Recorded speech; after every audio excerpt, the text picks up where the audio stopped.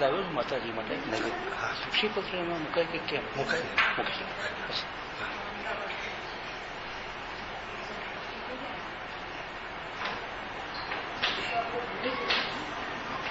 सर्वशक्ति महामाया दिव्य ज्ञान स्वरूपिणी नवदुर्गे जगन्मातर्पणमामि. शांतं योगीन्द्रवृत्तिं निजुकुलतिलकं श्रोत्रियं ब्रह्मनिष्ठं दत्तात्रेयं स्मरन्तं जनितनिरतं सच्चिदानन्दमग्नं सिद्धं देवातकष्टं निजपररहितं नित्यमुत्तावधूतं सन्तं नारेश्वरस्थं निजकलिनं पाण्डुरङ्गं नमामि. वसुदेवसुतं देवं कंसचाणूरमर्दनं देवकी परमानन्दं कृष्णं वन्दे जगद्गुरुं. गुरुर्ब्रह्मा गुरुर्विष्णु गुरुर्देवो महेश्वर गुरु साक्षात् परब्रह्म तस्मै श्री.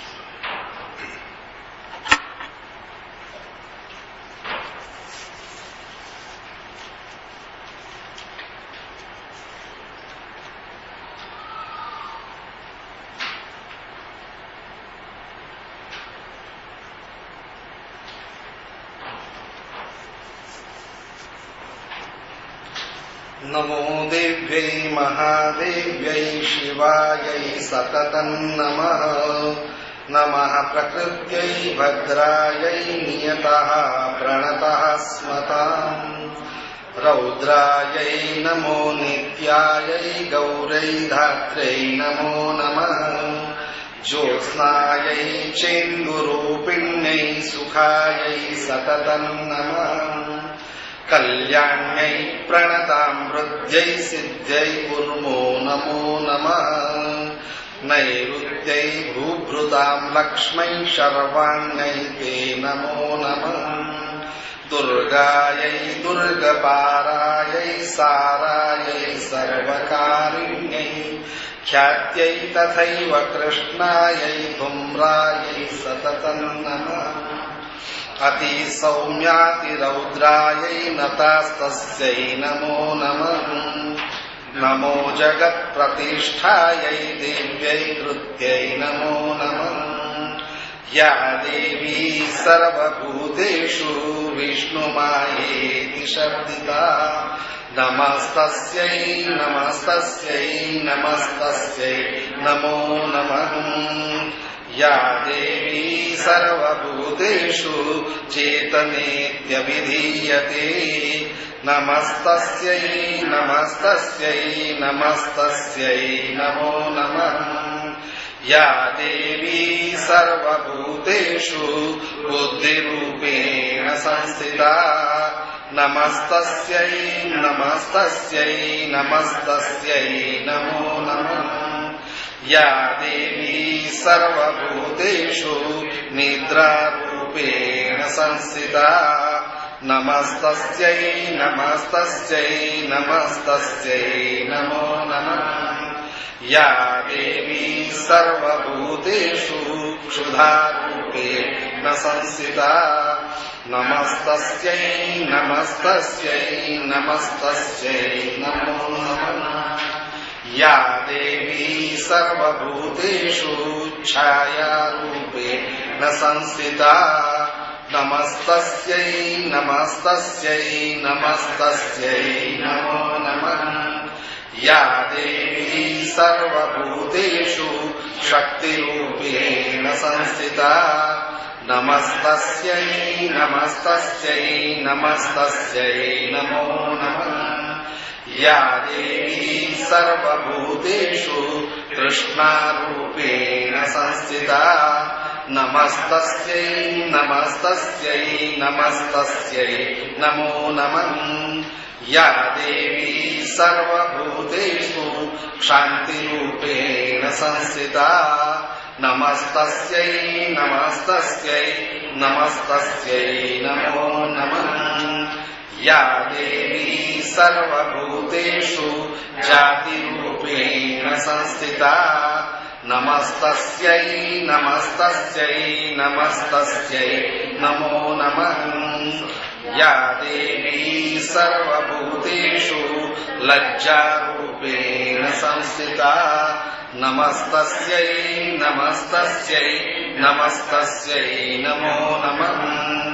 યા દેવી સર્વભૂતેષુ શાંતિરૂપેણ સંસ્થિતા નમસ્તસ્यै નમસ્તસ્यै નમસ્તસ્यै નમો નમઃ યા દેવી સર્વભૂતેષુ શ્રદ્ધારૂપેણ સંસ્થિતા નમસ્તસ્यै નમસ્તસ્यै નમસ્તસ્यै નમો નમઃ યા દેવી સર્વભૂતેષુ કાંતિરૂપેણ સંસ્થિતા નમસ્તસ્यै નમસ્તસ્यै નમસ્તસ્यै નમો નમઃ યા દેવી સર્વભૂતેષુ લક્ષ્મીરૂપેણ સંસ્થિતા નમસ્તસ્यै નમસ્તસ્यै નમસ્તસ્यै નમો નમઃ યા દેવી સર્વભૂતેષુ વૃત્તિરૂપેણ સંસ્થિતા નમસ્તસ્यै નમસ્તસ્यै નમસ્તસ્यै નમો નમઃ યા દેવી સર્વભૂતેષુ સ્મૃતિરૂપેણ સંસ્થિતા નમસ્તસ્यै નમસ્તસ્यै નમસ્તસ્यै નમો નમઃ યા દેવી સર્વભૂતેષુ દયારૂપેણ સંસ્થિતા નમસ્તસ્यै નમસ્તસ્यै નમસ્તસ્यै નમો નમઃ યા દેવી સર્વભૂતેષુ તુષ્ટિરૂપેણ સંસ્થિતા નમસ્તસ્यै નમસ્તસ્यै નમસ્તસ્यै નમો નમઃ યા દેવી સર્વભૂતેષુ માતૃરૂપેણ સંસ્થિતા નમસ્તસ્यै નમસ્તસ્यै નમસ્તસ્यै નમો નમઃ યા દેવી સર્વભૂતેષુ શાંતિરૂપેણ સંસ્થિતા નમસ્તસ્यै નમસ્તસ્यै નમસ્તસ્यै નમો નમઃ ઇન્દ્રિયાણામ અધિષ્ઠાત્રી ભૂતાનાં ચાખિલેષુ યા ભૂતેષુ સતતં તસ્यै વ્યાપ્તિદેવ્यै નમો નમઃ ચેતિરૂપેણ યા કૃષ્ણં એતદ્વ્યાપ્ય સ્થિતા જગત નમસ્તસ્यै નમસ્તસ્यै નમસ્તસ્यै નમો નમઃ સ્તુતાસુરૈઃ પૂર્વમભીષ્ટસંશ્રયા તથા સુરેન્દ્રેણ દિનેષુ સેવિતા કરોતુ સાનઃ શુભહેતુરીશ્વરી શુભાનિ ભદ્રાણ્યભિહન્તુ ચાપદ યા સામ્પ્રतं ચૌદ્ધત દૈત્યતાપિતૈः રસ્માભિરીશા ચ સુરૈર્નમસ્યતિ યા ચ સ્મૃતા તત્ક્ષણમેવ હન્તિ નઃ સર્વાપદો ભક્તિવિનમ્રમૂર્તિભિઃ અંબે માત કી જય.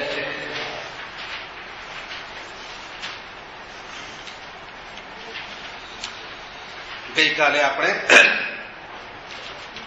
જોતા હતા યા દેવી સર્વભૂતેષુ બુદ્ધિરૂપેણ સંસ્થિતા નમસ્તસ્यै નમસ્તસ્यै નમસ્તસ્यै નમો નમઃ. આ આપણે કાલે જોતા હતા. થોડીક વાતો વિનોદમાં આપણે કરી હતી, પણ આપણે જયારે બુદ્ધિની વાત કરીએ છીએ ને ત્યારે હું ગઈકાલે કહેતો હતો કે ભગવાને માણસનું શરીર જ જુદું બનાવ્યું છે. જે બધા પ્રાણીઓ પેરેલલ ટુ ધ અર્થ હોય છે એટલે ગુરુત્વાકર્ષણ આખા શરીર પર પ્રાણીઓને લાગે છે, એટલે પ્રકૃતિજન્ય પ્રકૃતિની અવસ્થામાં જ જીવી શકે છે. પણ મનુષ્ય જે છે એ ઊભો હોવાથી એનું માથું પૃથ્વીથી ઘણું દૂર હોવાને લઈને વિચારવાની શક્તિ પ્રકૃતિને લઈને નહીં પણ પોતાની રીતે પણ થાય છે. હવે કેમ વિચારવું, કેવું વિચારવું, કેટલું વિચારવું એ દરેક વ્યક્તિના પૂર્વજન્મના સંસ્કારો, એના આ જન્મના પ્રયાસો એ બધાને આધારિત હોય છે. કોઈની પાસે આપણે મેથેમેટિકલી એવું કહી શકીએ નહીં કે આ ઉંમરે માણસ આટલું વિચારી શકે, આ માણસ આ ઉંમરે આટલું વિચારી શકે. આદ્ય શંકરાચાર્ય 7 વર્ષની ઉંમરે ગીતા ઉપર ભાષ્ય લખે, જ્યારે આપણે સામાન્ય રીતે બાળકોને પોતાની માતૃભાષા જ આવડતી નથી. અને આજે તો માતૃભાષા બિચારી રડવા બેઠી છે, કારણ કે આપણે જે ઢબથી એજ્યુકેશન ચાલી રહ્યું છે તેને નથી તો સરખું ઇંગ્લિશ આવડતું અને ગુજરાતી ભૂલવા માંડ્યો છે. આ એક પરિસ્થિતિ આપણી થયેલી છે.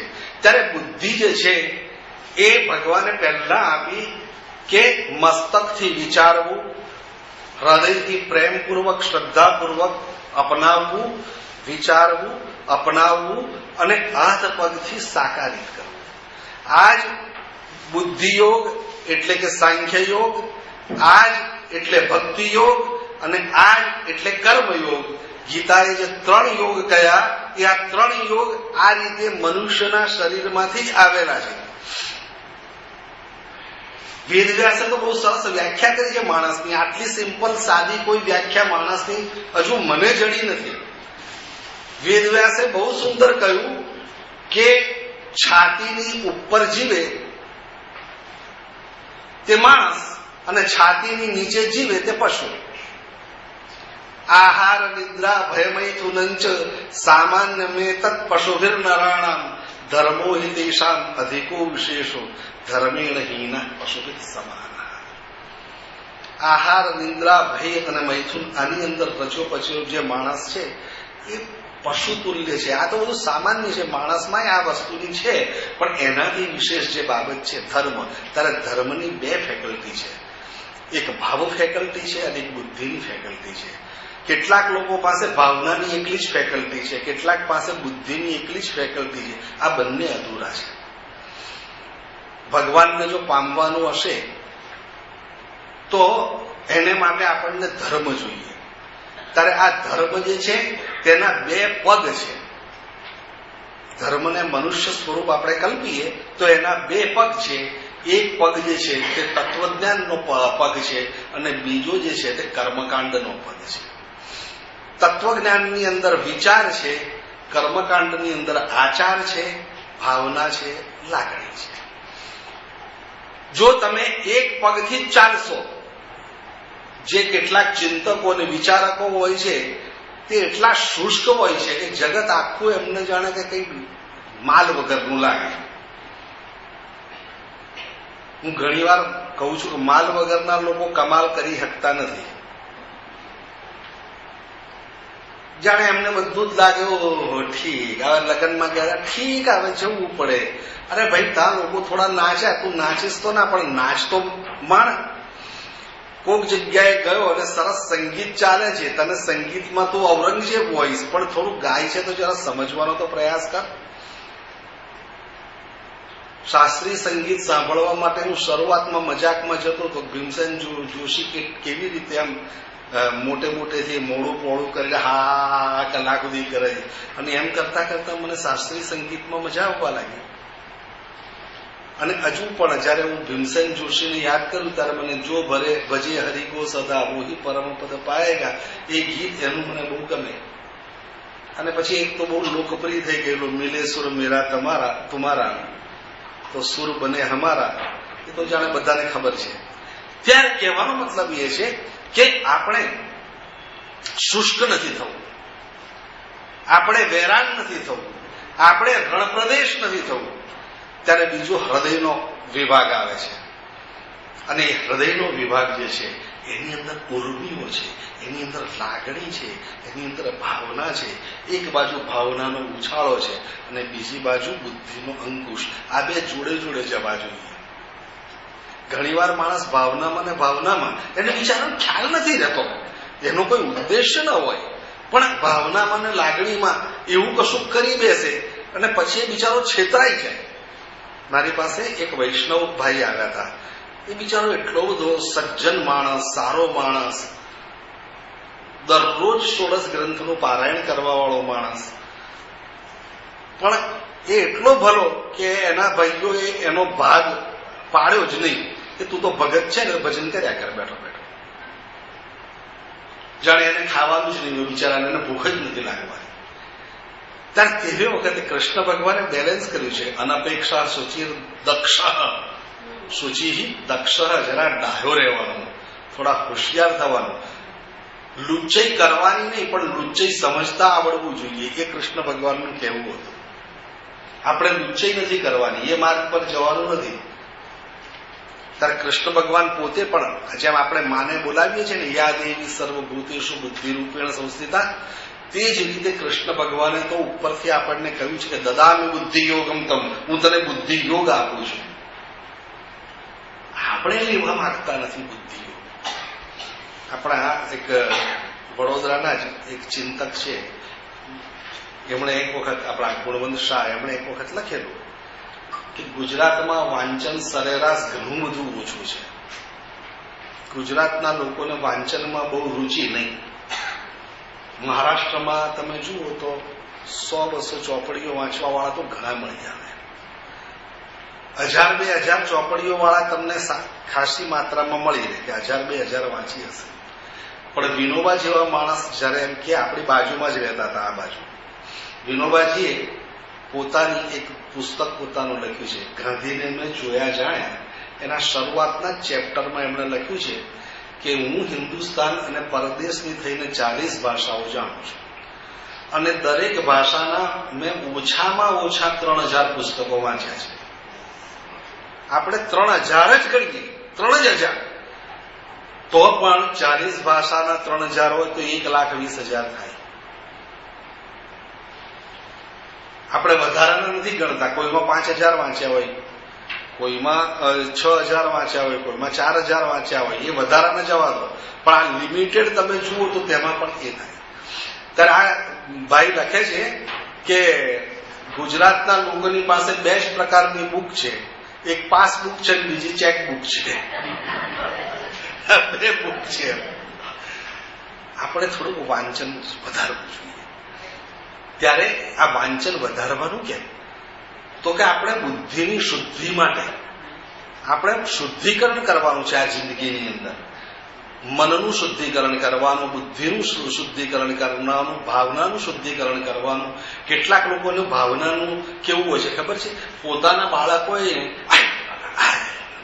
અને બાજુવાળો જો આવ્યો હોય અને તે જ વખતે જો પેલી એક ચોકલેટ વહેંચાતી હોય, એટલે ધીરે ધીરે પેલી બહેન કહેશે, બાબલા તારી મમ્મી બોલાવતી હતી, જા હા કલાક રહીને આવજે. હા ભાઈ, આવી આપણી ભાવના આવી હોય ત્યારે તે વખતે આપણે આપણી ભાવનાનું પણ શુદ્ધિકરણ કરવાનું છે. કારણ કે આ બધા આ સાધનો છે એને અંતઃકરણ કહેવામાં આવ્યા છે. આ બધા સાધનો શુદ્ધ કરવામાં આવે ત્યારે પ્રભુનું પ્રતિબિંબ એની અંદર પડે. અને માટે આપણે માને અહીંયા બેસાડી છે, યા દેવી સર્વભૂતેષુ બુદ્ધિરૂપેણ સંસ્થિતા.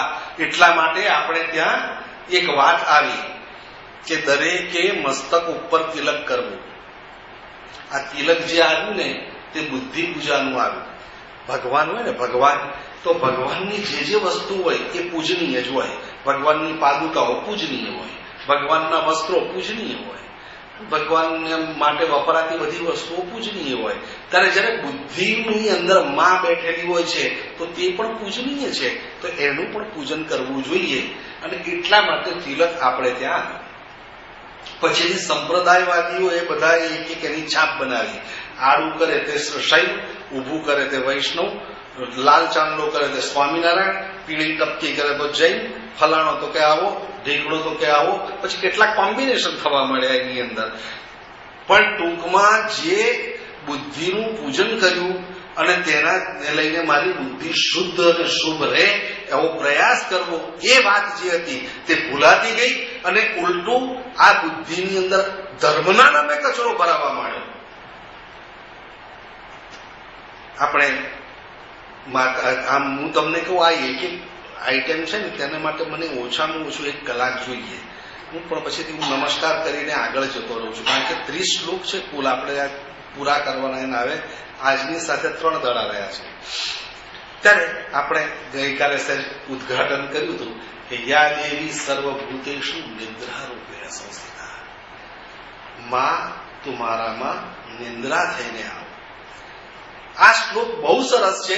એમાં કોઈ દેવીનું નામ નથી આવતું. પહેલી વાત અંબા નહીં ને દુર્ગા નહીં, ચામુંડા નહીં, આ નહીં ને તે નહીં, કોઈ દેવી નહીં. દરેક દેવી, દરેક જે દેવી છે તેનું મૂળ તો એક જ છે, આદ્ય શક્તિ. એટલે આ જે આદ્ય શક્તિ છે એને સંબોધીને કહેલું છે. આપણે ત્યાં એ આદ્ય શક્તિ, જેમ પેલા 3 દેવતા થયા તેમ 3 દેવીઓ થઈ. ત્યારે 3 દેવીઓ બ્રહ્માણી થઈ, લક્ષ્મીજી થયા અને પાર્વતી માતા થયા. પાર્વતી માતાનું એક સ્વરૂપ જે છે તે ચામુંડા થયું, બીજું સ્વરૂપ કાલિકા થયું, ત્યાર પછીથી બીજી નવદુર્ગા થયું, બીજી બધી દેવીઓ થઈ. ત્યારે આ જે બધી દેવીઓ છે ને એ બધાના બીજ મંત્રો છે. એટલે તમે જોયું હશે કે આમ ઘણી વાર છે ને ફની કરી નાખ્યું છે, જરા મજાકિયું કરી નાખ્યું છે. પેલા પિક્ચરમાં ભૂવા બતાડે ને એટલે પેલો એના હાથમાં કઈ લઈ પેલો ઓમ રીમ શ્રીમ કોણ ચામુંડાવી છે, ઓમ રીમ શ્રીમ ચામુંડાવી છે. આનું ઘણી વાર કેટલાક આવા યજ્ઞો જોઉં છું તેમાં પેલા જાણે ચઢાવવાને બદલે ફેંકતા હોય એમ એ કરતા હોય. કર્મકાંડને શુદ્ધ થવાની બહુ જરૂર છે. કર્મકાંડની એક તકલીફ એવી થાય છે કે નિયમબદ્ધ હોવાથી એ લોકો એટલા બધા નિયમબદ્ધ થઈ જાય છે કે આડું તેડું નવું વિચારી નથી શકતા. અને પેલા જે આ બાજુના જે છે જે વિચારકો અને ચિંતકો એ ઘણીવાર આકાશમાં ઉડતા હોય છે. અને એટલા જ માટે શાસ્ત્રો એમ કે તમે ભેગું કરીને ચાલો તો હરકું ચાલે, બેને ભેગા કરવા જોઈએ. એટલા માટે લવ ટવર્ડ્સ ધ ગોડ નહીં, પણ ઇન્ટેલેક્ચ્યુઅલ લવ ટવર્ડ્સ ધ ગોડ એમ હોવું જોઈએ, બુદ્ધિપૂર્વક જીવવાનું. ત્યારે અહીંયા આગળ કહે છે કે નિદ્રા રૂપે તો માં મારી પાસે આવો. શા માટે નિદ્રા આપવું જોઈએ આપણને? ભગવાને આખા જગતની જે રચના કરીને એની અંદર એમણે પ્રવૃત્તિ અને નિવૃત્તિ એ બેનો સંયોગ કર્યો છે. તમે જુઓ કે બાળપણની અંદર છોકરા ભણે, યુવાનની અંદર કમાવા માંડે એટલે સખત પ્રવૃત્તિ થઈ, અસ્તિત્વ માટે આ બધું કરવાનું. પછી વાનપ્રસ્થાશ્રમ આવે એટલે થોડો ઘણો એ રિલેક્સ એ ભોગવે. પણ હવે વાનપ્રસ્થ જેવું રહેતું નથી. 58-60 વર્ષે જ રિટાયર થતો હોય એટલે પેલાને લગભગ અડધો વાનપ્રસ્થ આમ જ જતો રહે અને પછી સાવ ઢીલો ઢસ જેવું બચારો થઈ જાય અને સરકાર રાખે ને કાઢી મૂકે ત્યાર પછી વાનપ્રસ્થ આવે. એટલે ના એનાથી યાત્રાએ જવાય કે ના કઈ જવાય કે ના પ્રવચનોમાં જવાય કે ના કંઈક બેસાય. અને માણસ એમ કે ગળપણમાં ગોવિંદ ગાશું એવું જે બોલતા હોય તે બધા છે ને તે જરા ફરી પુનઃ વિચારણા કરી લે. ગળપણમાં કઈ ગોવિંદ ગવાતા નથી, એની અંદર તો હાય હાય થતા કરે છે. એક બાજુ સમાજ હોય, બીજી બાજુ સંતાનો હોય, ત્રીજી બાજુ આ હોય, ચોથી બાજુ આ હોય, જાત જાતના એ હોય. પ્રશ્નો રિટાયરમેન્ટ થયા પછીના પ્રશ્નોમાં આ બહુ જુદા હોય. એટલે જે વખતે સમય મળ્યો ને તે વખતે ગોવિંદના ગુણ ગાવાના ચાલુ કરી દેવાના. ત્યારે એક જે પછીનો જે છે કે વાનપ્રસ્થ અને સંન્યાસ એ જે છે તો થોડો નિવૃત્તિનો એ છે જિંદગીનો. પણ માણસ નિવૃત્તિ લેતો નથી, મરતા સુધી નોકરી કર્યા કરે. ફલાણા ભાઈ ગુજરી ગયા, ક્યારે? પરમ દિવસ. કેવી રીતે? ઓફિસમાં ગયા હતા, હમણાં 2 મહિના ઉપર જ નવી એપોઇન્ટમેન્ટ લીધેલી, ત્યાં એટેક આવ્યો એમ ગયા. પણ તું તને અત્યારે તું નિવૃત્ત થયો તો થોડો ટાઈમનું પ્લાનિંગ એવું તો કર કે કંઈક અત્યાર સુધી સ્વાર્થ માટે કર્યું, સ્વ અર્થ માટે કર્યું, થોડું પરમ અર્થ માટે, પરમાર્થ માટે તો કર. પણ એ પ્લાનિંગ આવતું નથી આપણા એમાં. આપણા માટે પૈસો એટલું મહત્વનું બની ગયું છે, સમાજ કેટલો મહત્વનો બની ગયો છે, સગા સંબંધી એટલા મહત્વના બની ગયા છે કે મારું જીવન અને મારા જીવનને મારે અપલિફ્ટ કરીને આવતા જન્મે શ્રેષ્ઠ બનાવવું છે, એની કોઈ પ્રવૃત્તિ કરવાની મને ટાઈમ મળતો નથી, કાં તો હું ટાઈમ કાઢતો નથી. આ એક મોટામાં મોટી તકલીફ આપણે ત્યાં થયેલી છે. આપણા જે 4 આશ્રમો કર્યા હતા ને તેની પાછળનો હેતુ એવો જ હતો કે એક સમયમાં પ્રવૃત્તિ થાય અને બીજા સમયમાં નિવૃત્તિ થાય. આ જે વાનપ્રસ્થાશ્રમ છે એ થોડો થોડો ઘરમાં અને થોડો થોડો બહાર. એટલે પેલા 50 વર્ષ થાય ને એટલે પેલા બંને જણ છોકરા હવે પરણી ગયા છે એટલે પછી ચાલ તારે હવે અમે છે ને નજીકનો એક આશ્રમ છે ત્યાં સેવા આપવા માટે જઈશું.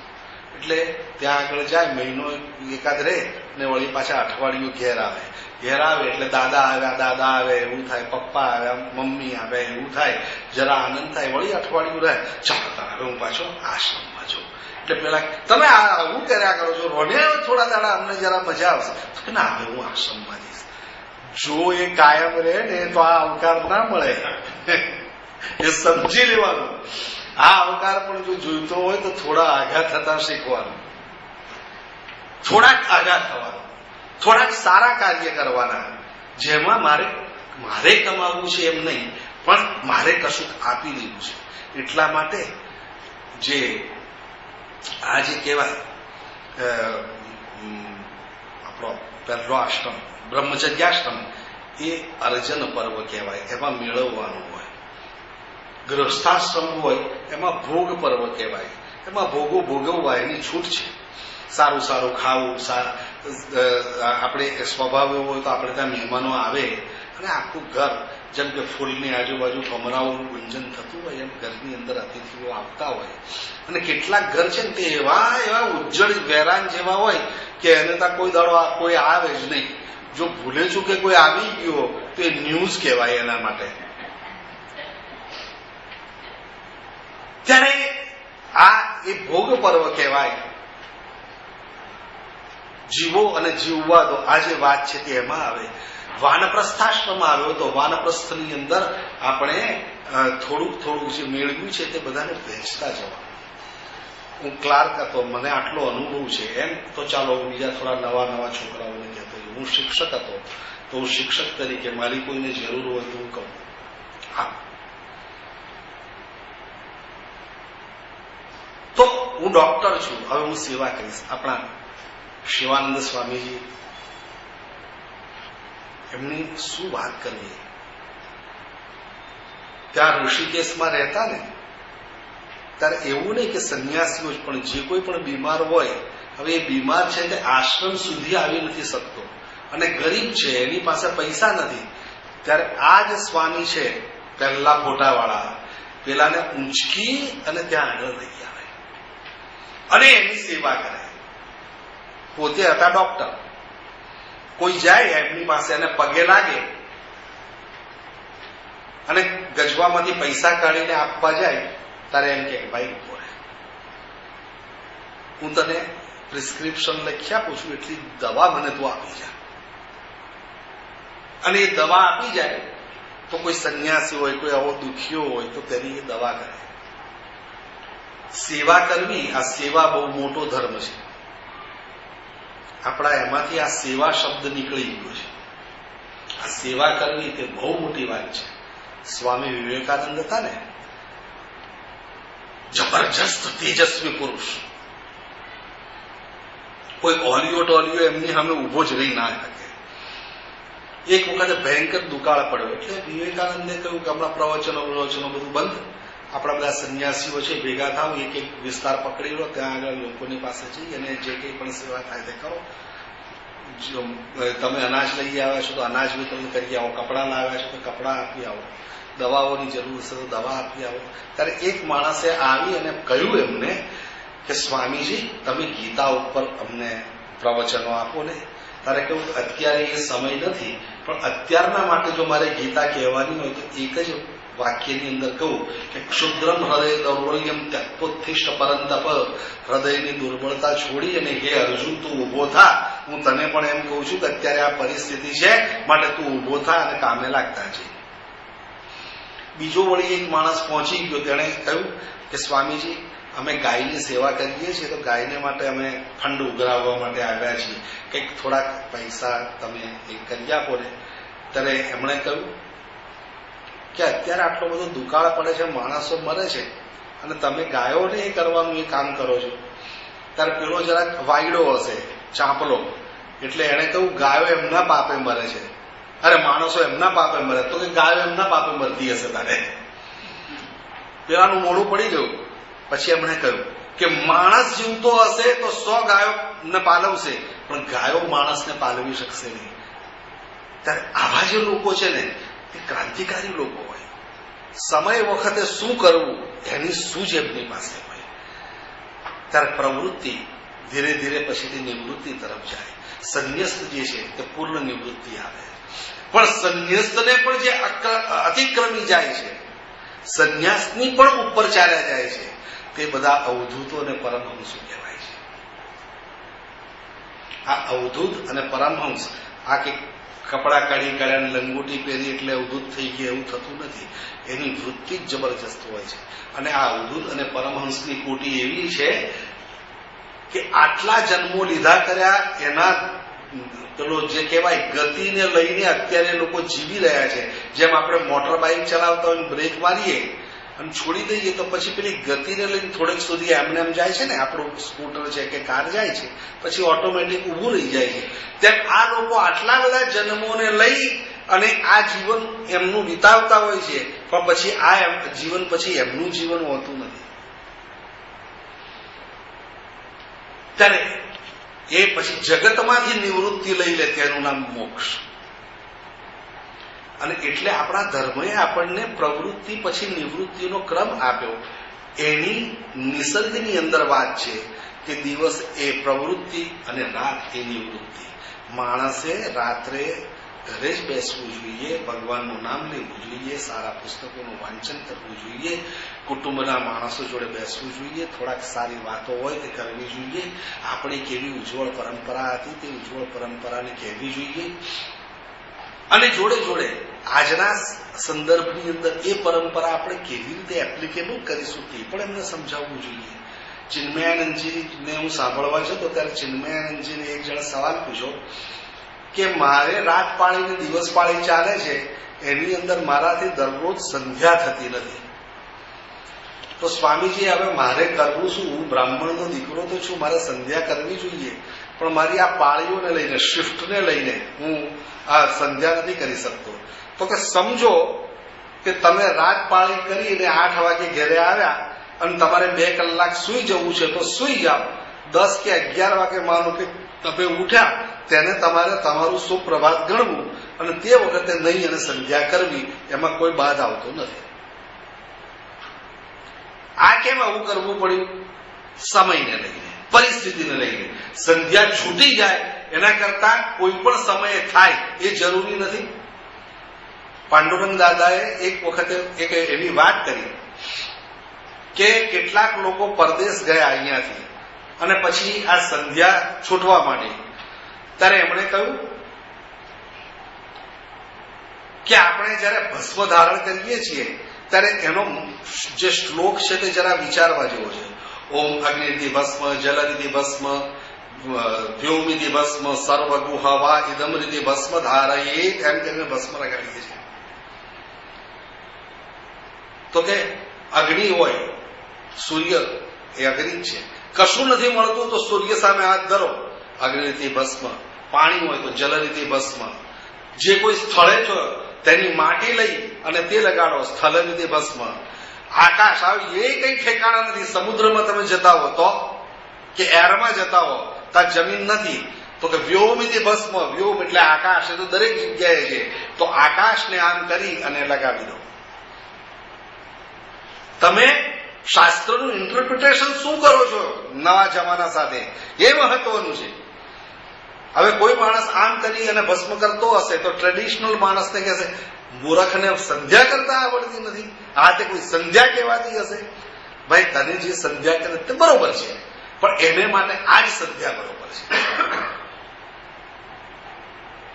પરિસ્થિતિ પ્રમાણે આપણે એ કરતા જવું જોઈએ. ત્યારે આ નિવૃત્તિ છે. ભગવાને રાત રાખી સૂઈ જવું જોઈએ. સુવા માટે નિંદ્રા હોવી જરૂરી છે. ત્યારે sleep is a small death. ઊંઘ એ નાનકડું મૃત્યુ છે. માણસને નાનકડું મૃત્યુ સુધારતા આવડે તો એ મોટું મૃત્યુ, મહામૃત્યુ સુધારી શકે. માણસ રાત્રે સૂઈ જાય છે ત્યારે સૂતા પહેલા અડધો કલાક કાં તો ભગવાનનું નામ લે, કોઈ ધૂન ગાય, ગીતા પઠન કરે, કોઈ સ્તોત્ર પઠન કરે. એ પણ નથી ફાવતું તો સારું પુસ્તક વાંચે. અને હવે તો સુવિધાઓ થઈ ગઈ છે, એટલી બધી સારી સારી કેસેટ્સ મળે છે સ્તોત્રોની ને ભજનોની ને. જરા અડધો કલાક બેસી જઈએ, 15-20 મિનિટ બેસી જઈએ, એનો રણકો કાનની અંદર રહેશે.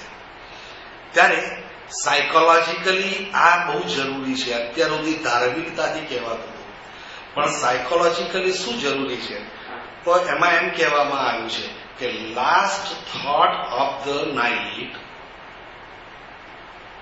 becomes the first thought of the day.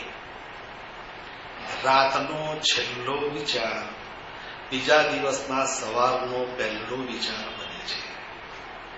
આનો મતલબ શું થયો કે છેલ્લો વિચાર જે રહે છે તે આખો વખત મનની અંદર ગુંજા કરે છે. ત્યારે આપણે મનની અંદર જે વિચાર ગુંજન કરાવવાનો હોય તે આપણા હાથમાં છે કે નહીં? એ જો આપણને કરતા આવડી જાય, એની જો આદત આપણને પડતી જાય, તો આપણને નાનકડું મૃત્યુ સુધારતા આવડે તો મહામૃત્યુ આપણે સુધારી શકીએ. આપણા લોકોને દિવસે દિવસે આપણી ભાષાઓ માટેનું ગૌરવ જવા મળ્યું છે. જર્મન લોકોએ પોલેન્ડ ઉપર ચડાઈ કરી, એને ગુલામ બનાવી દીધો અને પહેલો કાયદો કર્યો કે તમારે તમારી પોલિશ ભાષા બોલવાની નહીં, તમારે તમારો ઇતિહાસ ભણવાનો નહીં, તમારે તમારો ધર્મ માનવાનો નહીં અને તમારે તમારી સંસ્કૃતિનો વિચાર કરવાનો નહીં. જે કંઈ પણ ભણાવવામાં આવશે તે જર્મન સ્પેશિયાલિસ્ટ હશે તે ભણાવશે. ત્યારે તે વખતે આ પોલેન્ડના નાનકડો દેશ, એના લોકોમાં પણ એક ખમીર જાગી ગયું અને એ લોકોએ કહ્યું કે નહીં, આપણે આપણી માતૃભાષા તો જાગૃત રાખવી જ પડશે, પણ કેવી રીતે રાખીશું? ત્યારે તે વખતની દરેક આ માતૃશક્તિ સ્ત્રીઓએ એક વિચાર કર્યો કે રાત્રે છે ને 2 વાગે પોતે ઉઠે અને છોકરાને ઉઠાડે અને એને મૂળાક્ષર શીખવાડે, એને બોલતા શીખવાડે, 2 થી 4 ભણાવે પોતાની ભાષા અને પછી 4 વાગે પાછા સુઈ જાય. છોકરો 6 વાગે ઉઠે, તૈયાર થઈને સ્કૂલમાં જાય. 2 થી 4 ના શાંત સમયની અંદર છોકરાનું ગ્રાસ્પિંગ બહુ હોય અને એ છોકરો પોતાની, આ લોકોએ આવી કન્ડિશનની અંદર પોતાની ભાષાને જીવતી રાખી. આપણામાંથી એ જે ભાવ છે તે ચાલ્યો ગયો છે. રશિયન લોકોએ આ જ સાયકોલોજીનો ઉપયોગ કર્યો. એમણે શિક્ષકોએ કહ્યું એમના પેરેન્ટ્સને કે અમે આવતીકાલે માનો કે પેલાને હિસ્ટ્રી ભણાવવી છે તમારા બાબાને, તો અહીંયાથી અમે કેસેટ આપીશું. રાત્રે 12 વાગે ઘસઘસાટ સુઈ જાય ને એટલે એના કાન પાસે બહુ જ ધીરા અવાજથી આ કેસેટ મૂકી દેવાની. આખી કેસેટ પૂરી થાય એટલે બંધ કરી પેલું ત્યાંથી ડબલું લઈ લેવાનું. છોકરાને એમ ખબર પડી ના જોઈએ સવારે કાંઈ કેસેટ મૂકી દે. પછી એ છોકરો સ્કૂલમાં જાય ને પેલું હિસ્ટ્રી ભણાવે ને તો પેલા છોકરાને કાયમ એમ લાગ્યા કરે કે આવું કશું તો થોડું હું જાણું છું એમ. એટલે એ જે વાત છે તે મગજમાં ફિટ થઈ જાય. નિદ્રા રૂપિણ સંસ્થિતામાં તું મને સાચવે છે. કેમ? તો કે હું તારા ખોળામાં સૂતો છું. જગન્માતા આપણને એના ખોળામાં લે છે.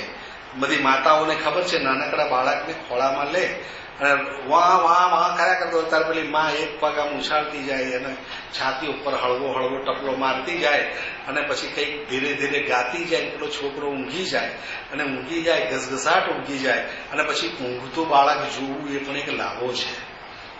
એ ઊંઘતું બાળક જયારે હોય ને ત્યારે એવું મલકાતું હોય ને ત્યારે એનું હાસ્ય, એ સ્મિત જોવું બહુ મજાની વાત છે. બહુ સુંદર લાગે, બહુ મજાનું લાગે. કદાચ એના મોડેથી, એના ચહેરેથી ભગવાન હસતો હશે. ત્યારે માના ખોળામાં જવું એનું નામ નિંદ્રામાં જવું. અને એટલા જ માટે આપણે સ્તુતિ કરીને, તમે કોઈ પણ ભગવાનની કે માની સ્તુતિ કરો, મા ને બાપ આપણે જુદા પાડ્યા છે, બાકી એ જ આદ્ય શક્તિ, પરમ શક્તિ છે. એનું નામ લઈ અને આપણે એ કરીએ. આવો જરા હવે આપણે આગળ જઈશું. યા દેવી સર્વભૂતેષુ ક્ષુધારૂપેણ સંસ્થિતા. આ તો બહુ મજાની વાત છે. નમસ્તસ્યૈ નમસ્તસ્યૈ નમસ્તસ્યૈ નમો નમઃ. જ્યારે નર જાતિ હોય ને ત્યારે નમસ્તસ્મય આવું સંસ્કૃતમાં બોલાય. નમસ્તસ્મય નમસ્તસ્મય નમસ્તસ્મય બોલાય. પણ નારી જાતિ હોય ને ત્યારે નમસ્તસ્યૈ નમસ્તસ્યૈ નમસ્તસ્યૈ બોલાય. આ વ્યાકરણને લઈને આવો આટલો એક ફરક છે. ત્યારે કે છે કે યાદેવી સર્વભૂતેષુ ક્ષુધારૂપેણ સંસ્થિતા. આપણને એક ક્ષુધાની ખબર છે અને તે પેટની ક્ષુધા. એક ક્ષુધા તો સંતોષ આવી જોઈએ જ. જે રાષ્ટ્રની અંદર તે રાષ્ટ્રના લોકોને ખાવાનું મળતું નથી તેના શાસકને શાસન કરવાનો અધિકાર નથી. એણે વહેલી તકે એ શાસન છોડી દેવું જોઈએ. કારણ કે શાસક તે છે કે આખા રાષ્ટ્રના બાપ જેવો છે.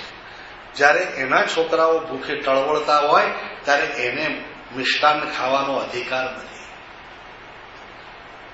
આ એક ઉદાત્ત ભાવના આપણે ત્યાં હતી. રાજાને વિષ્ણુનો અવતાર એટલા માટે કહેવામાં આવતો.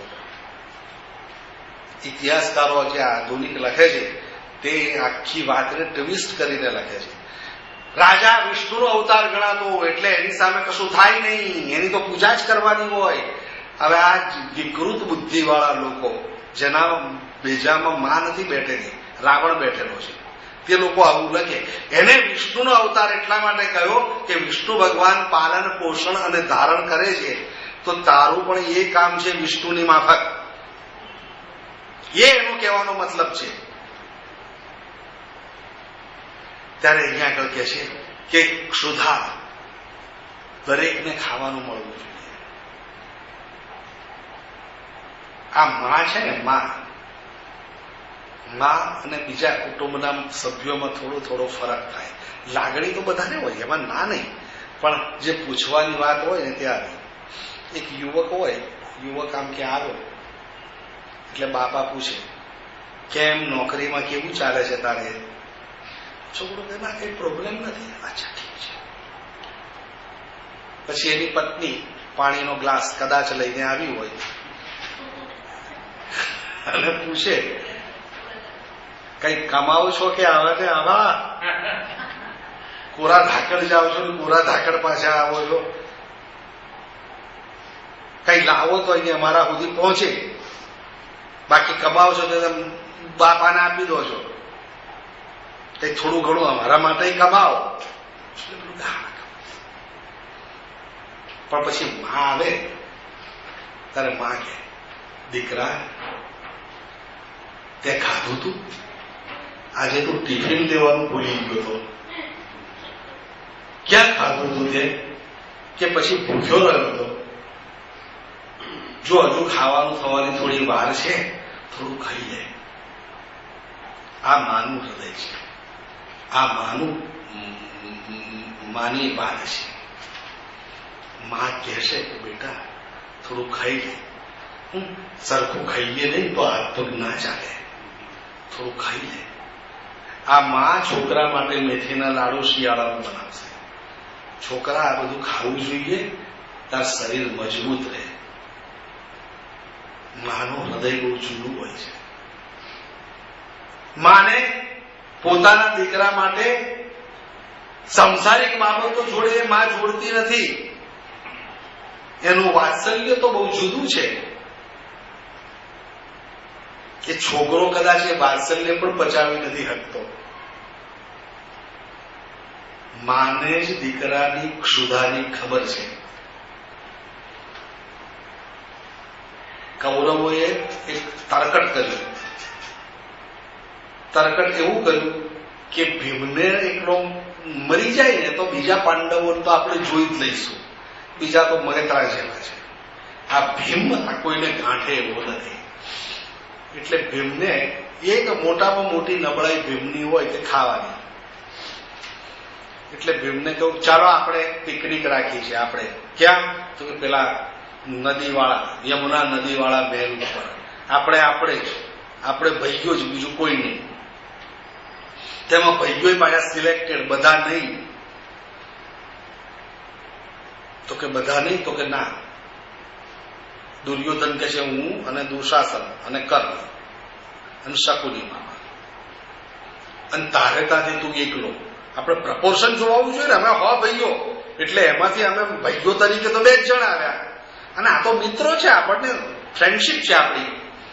એટલે એ 2 જણા, અમે 2 જણા અને તો કે શું કરવાનું છે ત્યાં? અરે વળી કરવાનું શું હોય? આપણે ભેગા થવાનું, ખાવા પીવાનું, મજા કરવાની આખો દાડો.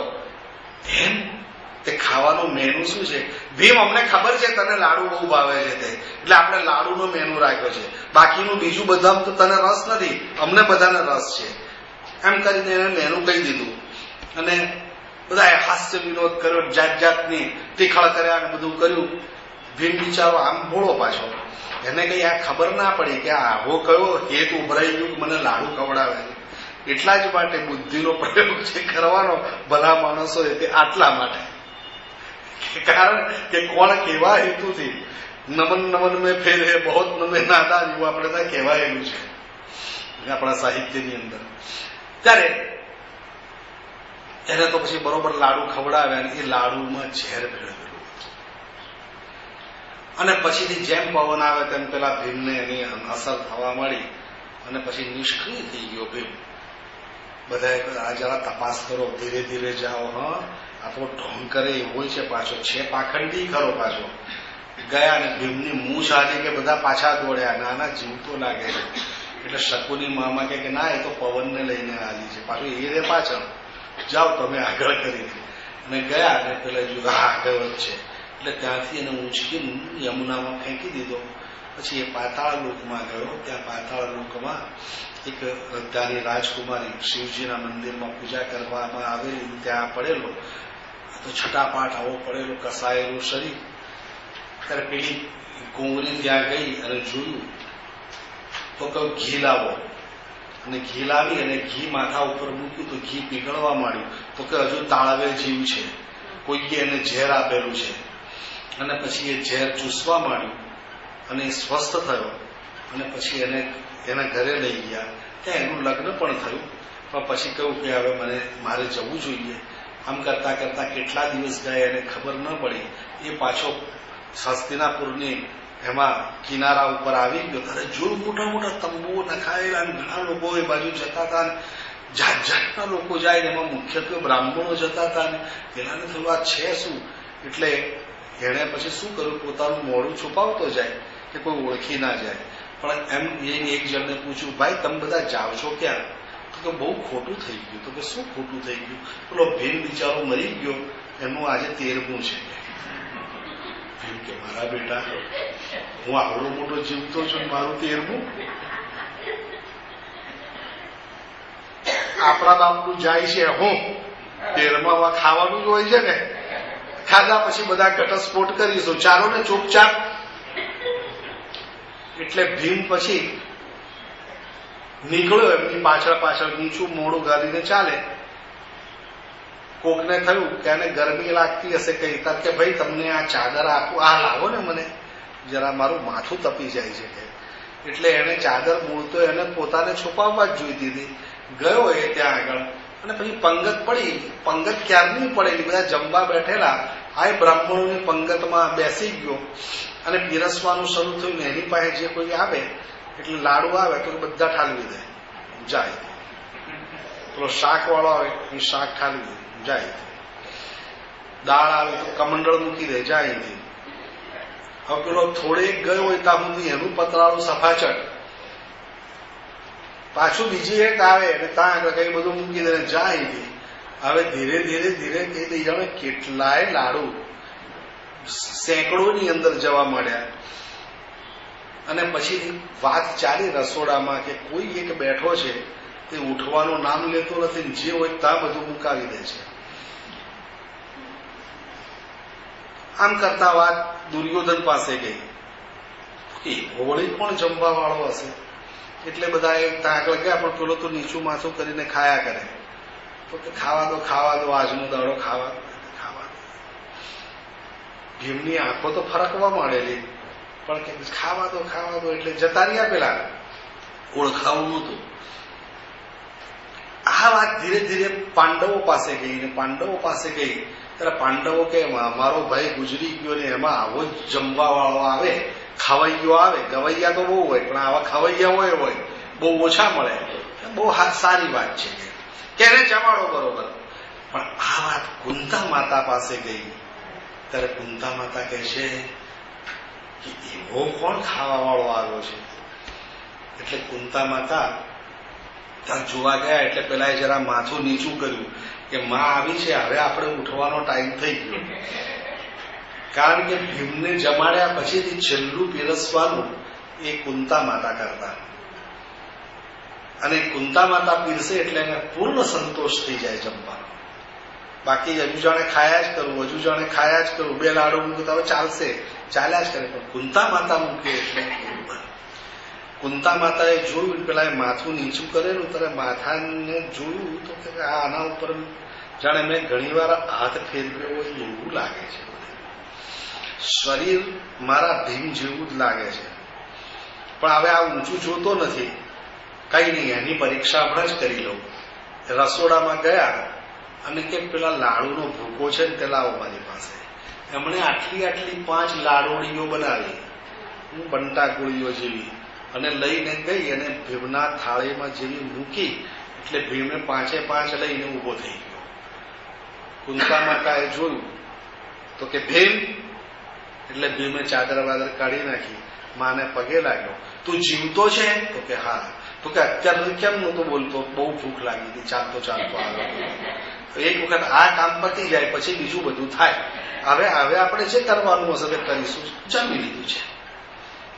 ક્ષુધા, આપણી ક્ષુધા હોવી જોઈએ, પણ ક્ષુધાને કોઈ જગ્યાએ બ્રેક પણ હોવી જોઈએ. આજે આપણે લોકો તો કેટલી, આપણે માનો કે આગ્રહ કરીને કોઈ ખવડાવે તો 2 લાડુ ખાતા હોય તો 3 લાડુ ખાઈએ, પણ કઈ 25 લાડુ નથી ખાતા.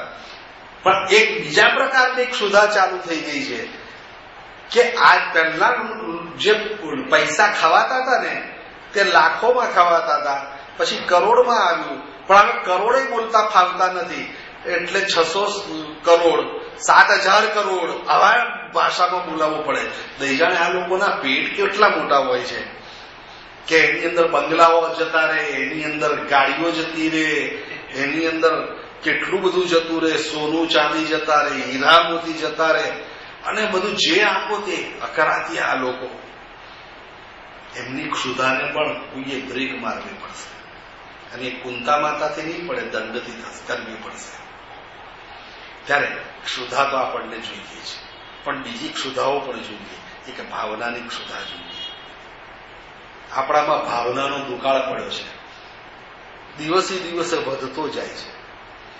આપણે ત્યાં કોઈ આવે એટલે આપણી વાત નથી કરતો, પણ ઘણી જગ્યાએ એવું બને, કોઈ આવે, જો પેલા છગનલાલ આવે છે,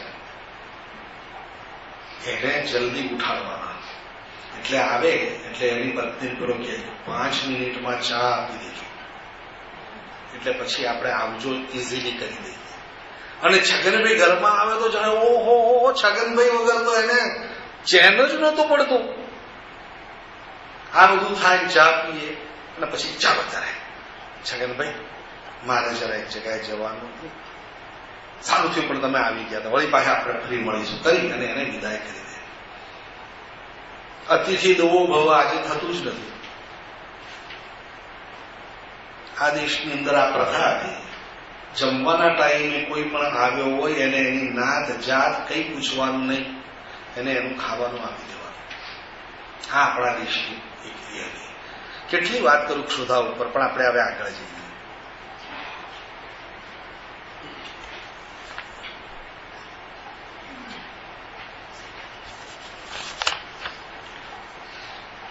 યા દેવી સર્વભૂતેષુ છાયા રૂપેણ સંસ્થિતા. છાયા, શેડો. આપણે નથી કહેતા કે ફલાણાની છત્ર છાયામાં અમારો વિકાસ થયો છે. છાયા શીતળતા આપે છે, છાયા પ્રોટેક્શન આપે છે, રક્ષણ આપે છે. ત્યારે જે છાયા છે તે આપણને સાચવે છે. કેટલાક મકાનનું નામ હોય છે માતૃછાયા. મારી માની છાયા મારા ઘર પર રહે. માની છાયા રે તો પ્રેમ ભાવ રે, લાગણી રે. હું સંકુચિત મનનો ન થાઉં, હું બહુ વ્યવહારીઓ ન થઈ જાઉં. બધું પૈસાથી તોડી માપ તોલ કર્યા કરીએ આપણે. આવું ન થયું. ત્યારે છાયા એ બહુ મોટી વાત છે. જ્યારે આપણે કોઈ આ છાયા ગુમાવી તો કે એને માતા પિતાનું છત્ર ગુમાવ્યું બાળપણથી છે. તુલસીદાસજીનું એવું થયું હતું. તુલસીદાસજીનો જન્મ થયો અને એમના મા મરી ગયા. થોડા વખત પછી એમના પિતા ગુજરી ગયા. આ નાનકડો તુલસી પોતાના બ્રાહ્મણ વાળામાં ફરતો, જે કોઈ ખાવાનું આપે તે બિચારો ખાતો અને આમ ઉછળતો. અને આ તુલસી એક વખત એક સંતના એમાં સંપર્કમાં આવ્યો. એ સંપર્કમાં આવ્યા પછી પેલા સંતે પૂછ્યું, તારું નામ શું? તો કે બધા મને તુલસી કહે છે. પહેલેના સમયમાં છે ને હું તુલસી છું એવો શબ્દ પ્રયોગ નહોતો થતો. હા, કે મને તુલસી કહે છે, મને દિનેશ કહે છે એમ કહેવાતું. આવું કેમ કહેવાતું? તો કે નામ શરીરને છે, આત્માને નથી. માટે તમે જુઓ, હું તો બધાનો સરખો જ હોય છે. દરેક જણ હું તો બોલે જ કે નહીં. છગનભાઈ હશે તે કહેશે હું ખાઉં છું, મગનભાઈ હશે તે હું બોલશે. તાર દરેકનો હું આત્મા તો એક જ છે. પણ પછી આ ભેદ પાડવાનો તો કોનો પાડવાનો? આ શરીરનો. એટલા માટે એમ કહેવાતું કે મને આમ કે છે, આવી રીતે બોલાતું. એમાં એક વિવેક હતો બોલવાનો, એક તત્વજ્ઞાન હતું, જીવનનું દર્શન હતું, અને આ રીતે બોલાતું. તુલસીએ કહ્યું મને તુલસી કહે છે. તો કે નહીં, મેં આજસે તેરા નામ રામ બોલા રાખूंगा. તો રામ કા બેટા હૈ. અને પછી એમને રામાયણ ભણાવ્યું, જાત જાતના શાસ્ત્રો ભણાવ્યું. બધી બહુ લાંબી વાર્તા છે. પણ કહેવાનો મતલબ કે પછી એ જે તુલસી જે છે તે પોતે કહેતો કે મારા માથે છત્ર નથી, પણ પછી એના માથે પ્રભુનું છત્ર આવ્યા. તમે એક વિચાર કરો કે રામચંદ્ર ભગવાન તુલસીદાસને જયારે તિલક કરીને ચાલ્યા જાય ત્યારે આ ભગવાન કેવાના, ભક્ત કેવો ધન્ય છે ને, એમને બલિહારી છે ને નહીં, ત્યારે એના ઉપર રામનું છત્ર આવી ગયું. છાયા જે છે તે બહુ મહત્વની છે. છાયા એ પ્રોટેક્શન છે. મેં ના કહ્યું કે આપણે જરા ઝડપથી જવું છે, એટલા માટે હું ઝડપથી જઈશ. હે માં, તો મારી છાયા બન અને છાયા રૂપે મારી ઉપર. અને પછી કે છે યા દેવી સર્વભૂતેષુ શક્તિ રૂપેણ સંસ્થિતા. આને આપણે થોડો વિસ્તાર કરવાના છે. હે માં, તું મારામાં શક્તિ રૂપે આવ. આપણા દેશમાંથી સાચા અર્થમાં શક્તિ પૂજા ગઈ, એના પરિણામે દેશમાં અશક્તિ વ્યાપી ગઈ. આપણાથી શું થાય? આપણાથી આમ કેમ થાય? માણસે મારે કંઈક કરવું છે એ ભાવ જ ચાલ્યો ગયો. અર્જુન છે ને, તેણે આ ગીતાનો પહેલો અધ્યાય છે, એની મહત્વની બાબત એ છે કે ખુમારીથી કહે છે કૃષ્ણ ભગવાનને કે હે કૃષ્ણ, મારો રથ બે સેનાઓની વચ્ચે લઈ લો, સામે કોણ કોણ લડવા આવ્યું છે જોઈ લઉં, એટલે મને એમની સાથે લડતા ફાવે. લડતા ફાવે એનો મતલબ એને ખુમારી તો એમ જ હતી કે જીતવાનો હું છું, બાકી આને મારવાના છે. મારે મારવાના કોને કોને એ જરા હું જોઈ લઉં. એની જિંદગીનો એક કરાર હતો. દેહમ પાતયામી વા કાર્યમ સાધયામી. કાર્ય સાધતા સાધતા દેહ પાડી દેવાનો પાડી દઈશ, પણ વચ્ચે હું એ નહીં થઉં. કૃષ્ણ ભગવાનના શાળા રૂકમી એ પોતાનું સૈન્ય લઈને એને મદદ કરવા માટે આવવાના હતા. પહેલા એ આવ્યા અને કહ્યું કે અર્જુન હતો. હવે અર્જુન તો પેલો બનેવી થાય ને એમનો, એટલે કહ્યું અર્જુન, હું મારું સૈન્ય અને પૈસા લઈને તમને મદદ કરવા આવ્યો છું. ત્યારે એમણે કહ્યું જે રસ્તે આવે ત્યાંથી પાછા ચાલ્યા જાઓ. કટોકટી હતી તે વખતે, સૈન્ય જોઈએ, કટોકટી હતી. પણ તે વખતે એ બોલ્યા તમે પાછા જાઓ. તો કે કેમ? તો કે હું એક ક્ષત્રિય છું, કોઈની મદદ લેતો નથી. તમારે મને સહકાર ને સહયોગ આપવો હોય તો આવો, બાકી મારે મદદ નથી જોઈતી. ક્યાં જીતીશ ક્યાં મરીશ બસ. અર્જુનસ્ય પ્રતિજ્ઞે ન દૈન્યમ ન પલાયનમ. અર્જુનની બે પ્રતિજ્ઞા હતી કે કોઈની પાસે દીનતા બતાડવાની નહીં અને યુદ્ધમાંથી પલાયન થવું નહીં. આમાં જયારે ખુમારીવાળા ચરિત્રો આપણા છોકરાઓ ભણે ને ત્યારે ખુમારીવાળો વર્ગ ઉભો થાય. પણ એવા એ ભણાવાતા નથી. જીજાબાઈએ આ ચરિત્રો શિવાજીને નાનપણમાં ભણાવ્યા ત્યારે હિન્દુ ધર્મ વાડવાવા કરીને તલવાર લઈને ઉભા થયા. આ જયારે તલવાર હાથમાં પકડાવવાની હોય ત્યારે એની જોડે ઢીલી વાતો કરવાની ના હોય. એને શક્તિ પૂજા એને સમજાવવી જોઈએ. આપણી તો દશા શું છે? આપણે અન્નપૂર્ણા માતાની સાચા અર્થથી સેવા કરતા નથી લાગતા. એટલા માટે કોઈ પાસે ઘઉં માંગવા જઈએ, કોઈ પાસે ચોખા માંગવા જઈએ, કોઈ પાસે શસ્ત્રો માંગવા જઈએ, કોઈ પાસે મદદ માંગવા જઈએ ને સદાકાળ ભિખારી એવું આપણું લેબલ.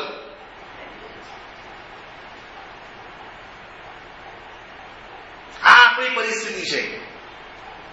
આપણું સ્વાભિમાન ખતમ થવા લાગ્યું છે અને એ જો સ્વાભિમાન ઉભું કરવાનું હોય તો શક્તિ પૂજા અનિવાર્ય છે. આપણા બાળકોમાં શક્તિ પૂજા કરવાની જોઈએ.